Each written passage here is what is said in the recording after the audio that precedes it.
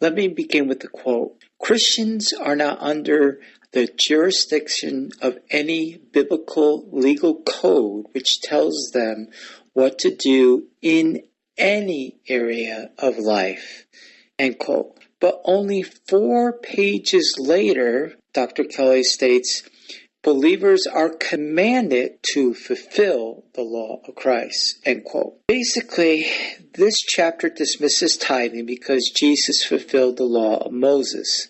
That included tithing. The law of Christ is based on love, and since tithing has no real benefit in the believer's growth, according to some, it needs to be rejected. However, does the law of love do away with living by faith? How about a Christian that by a faith response decides to give 10% of his income to the church?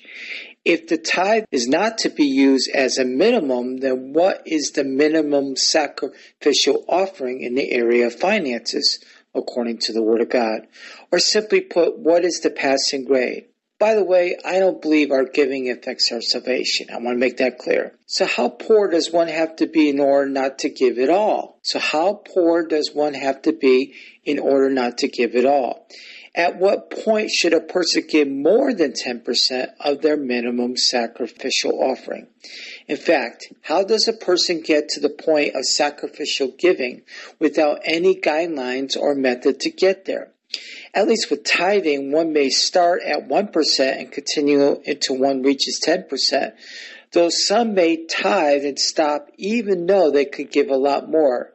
Yet one also could say that others that never did tithe may actually give a lot less than 10%, even though they can easily give much more than 10%.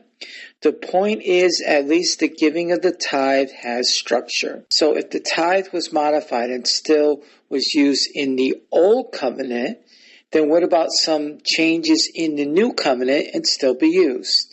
Here's another quote. Concerning tithing, something cannot be both spontaneous and commanded or expectation at the same time, end quote. I guess Dr. Kelly has forgotten about worship, in which we are commanded to sing a new song unto the Lord, and in some cases can be both commanded and spontaneous at the same time.